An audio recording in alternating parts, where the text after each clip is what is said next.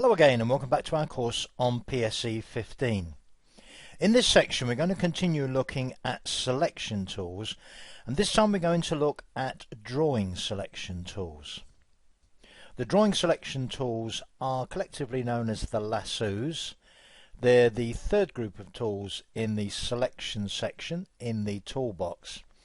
We have the lasso, the magnetic lasso, and the polygonal lasso.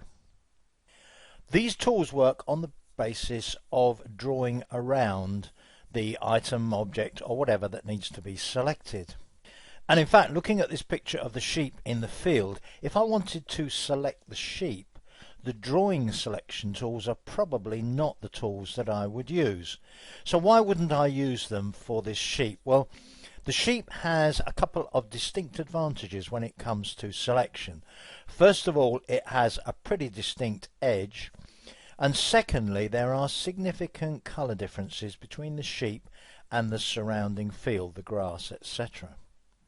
So there are other much more suitable tools for selecting this sheep.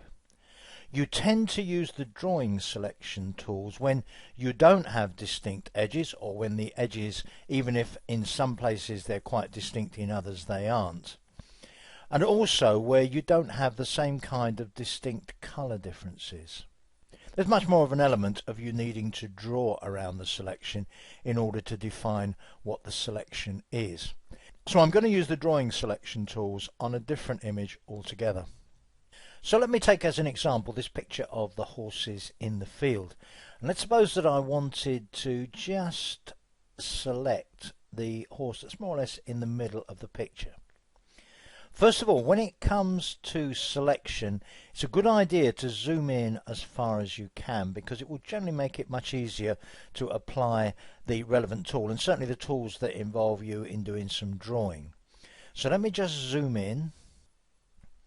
Now, one of the things that would make this particular horse quite difficult to select is that it has a rug on, and differentiating between the edge of the rug, the horse next to it, the horse's legs, the mud, most of the more automated selection tools would really find that pretty difficult.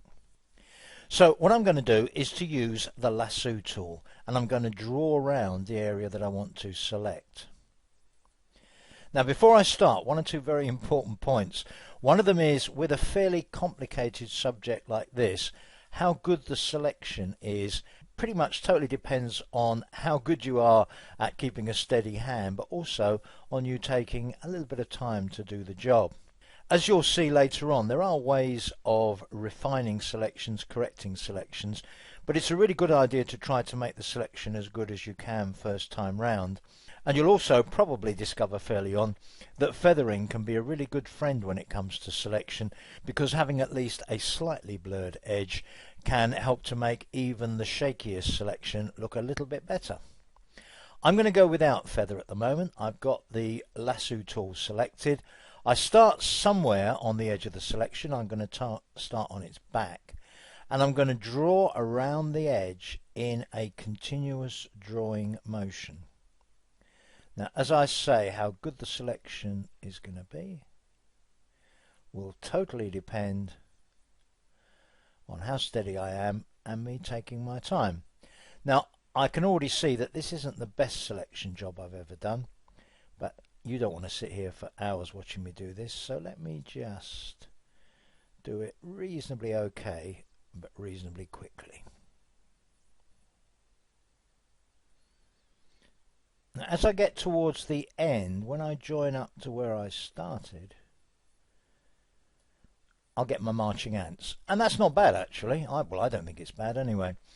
Sometimes in this situation you may have, for instance, a gap between an animal's legs that you've included in the selection that you want to take out. Don't forget the options to subtract from selection and so on that I showed you in the preceding section. But there is my selection. If you wanted to see how good that is, let me just copy it to the clipboard. Let's do a new image. Always find this a really good way of seeing how good a selection is. That's not too bad. I've got a little bit of green up there that I don't want, but other than that, you can certainly tell that it's one horse with a rug on. So that's the lasso tool. I've now deselected and I'm going to try the same job again, but this time I'm going to use the magnetic lasso. And the principle of the magnetic lasso is that you move your cursor around the edge of the object or objects to be selected, but you don't click, you don't hold it down, you just follow the edge closely. And what PSE does is to look for an edge and draw the selection line along the edge. Now, I mentioned just now that one of the reasons we're doing this selection using the lassos is because there aren't distinct edges.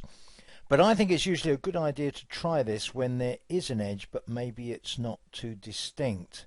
And maybe you just need to give PSE a little bit of help finding an edge. You can also make this a more successful process by using these sliders down here.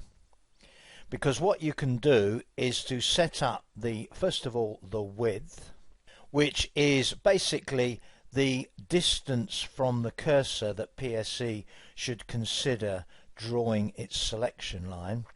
The wider you make that, the less it discriminates.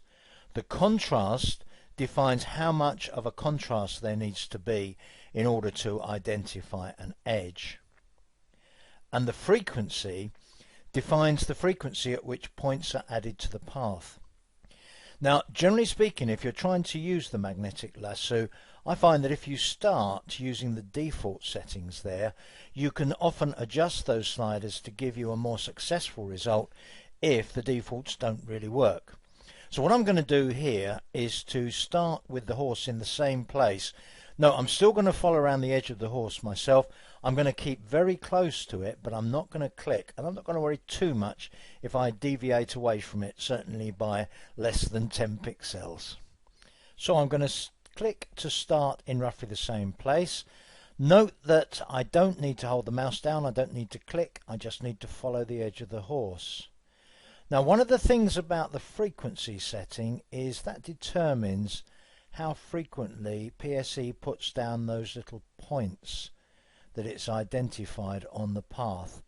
The more wavy, shaky, moving around a lot the path is, the more of those points you need. But when things go wrong, which they sometimes will, you have to go back a point at a time. So the more points you've got, the longer it'll take to go back. So that's another balancing act. At the moment, looking at this, it's doing a not bad job. Now let's suppose that I make a mistake or there's an indistinct edge and I get something that's wrong, like that. I've actually moved away there significantly from the horse's rug.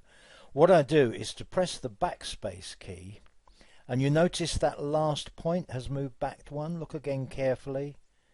I'm now back to that point. I can now get back on track. I've probably got one more point to delete there, but you basically use the backspace key to go back to the preceding point, go back to the last one that was right. So I'm going to follow carefully around the rest of this. This is a selection method which I think is very significantly improved once you've used it a few times and you've got some practice. I think you can easily get quite a good feel for this one, and in my experience it generally works pretty well, particularly when you've got quite complicated edges. And when I get to my starting point, double click and my selection is complete. And again, that's not bad. The third lasso tool is the polygonal lasso, and although you can use this on any selection, it's really intended for selections which are made up of sequences of straight lines. Now, none of these horses are made up of sequences of straight lines, but let me just demonstrate it by selecting one of those fence posts. I'm going to zoom in first. It's not going to be the most interesting thing I've ever selected, but I can demonstrate this tool with it. So I'm going to switch to the lasso tools and I'm going to select the polygonal lasso.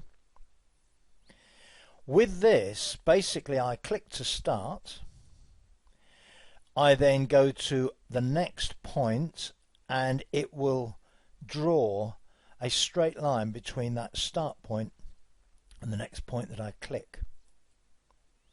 Same again.